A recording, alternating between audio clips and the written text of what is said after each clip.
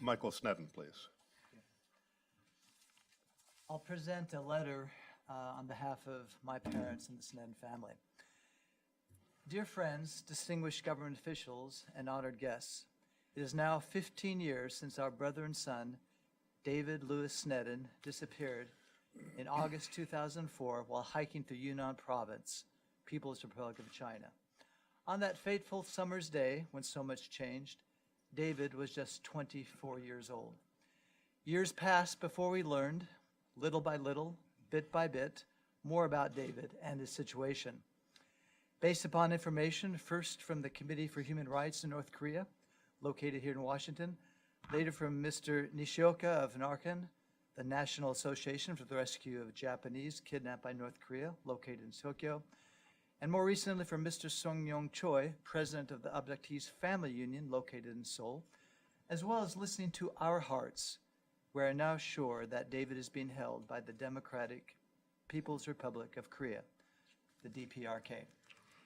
Over the years, our family has shared our frustrations and hopes with you at similar meetings and symposiums.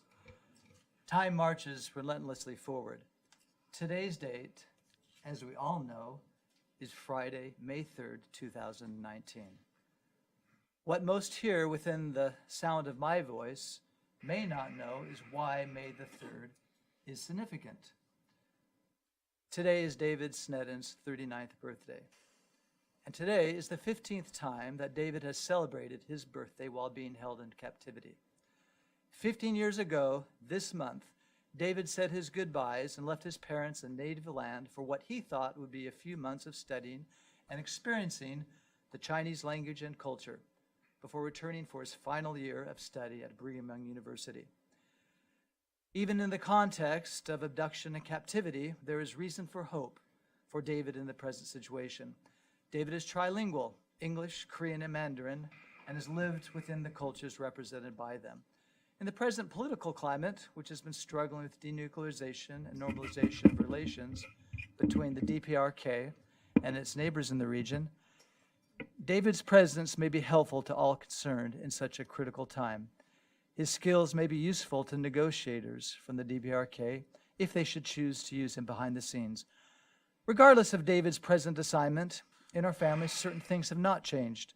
Indeed, our children, and most of all of David's nieces and nephews, pray daily for his welfare and safe return. It has been a long journey, but this journey, like all journeys, will come to an end.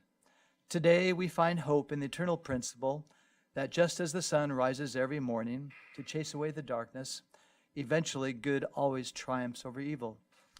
If we are patient and work together for that which is good, we can hasten its triumph.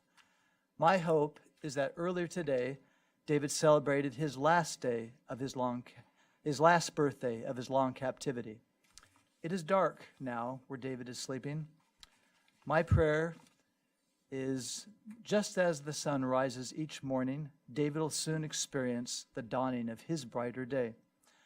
Through our quest for David's return, thankfully, we found many organizations which seek to make a difference. And most importantly, we have found the many wonderful families of North Korean abductees who also suffer from similar feelings for their missing loved ones, particularly the Yokota family. If you were to see my mother and Mrs. Yokota side by side, they look so similar. We knew that when we talked.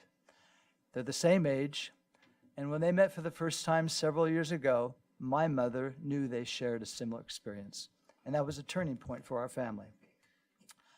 Our hope, our daily prayers of family for all those who have been abducted is that they may also soon return.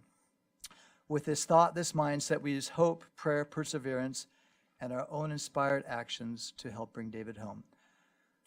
For these abductees, we also pray for and have a faith in the dawning of their brighter day. Further, we thank all families affected by those abductions for their continued courage and concerted fight for the recognition by their governmental leaders.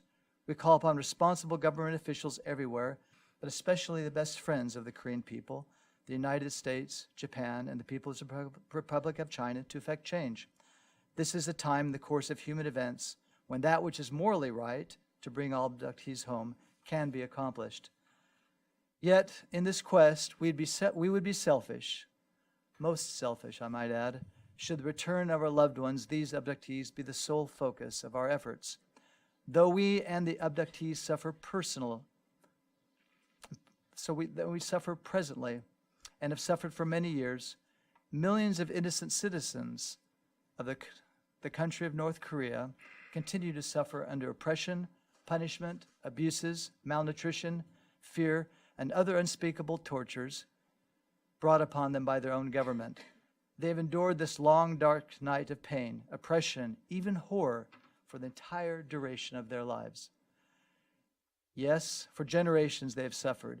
We would be remiss should we forget their plight, their sufferings, and not work together for the dawning of their brighter day. Therefore, with our heartfelt desire to bring home our loved ones, let us not forget the forsaken people of North Korea. Let us also help them find a warm, sunlit spring morning, filled with hope, opportunity, and freedom. As our hearts reach out to all the abductees and their affected families, we pray for the oppressed people of the DPRK. They, like us, suffer. They, like us, shall one day be freed from pain. This is the hope of the Sneddon family, that all will soon be free. We desire, all within the sound of our voice, to pick up the torch of hope while working relentlessly for a brighter day upon the Korean peninsula. The oppression of people there shall cease. Respectfully yours, the Roy and Kathleen Sneddon family.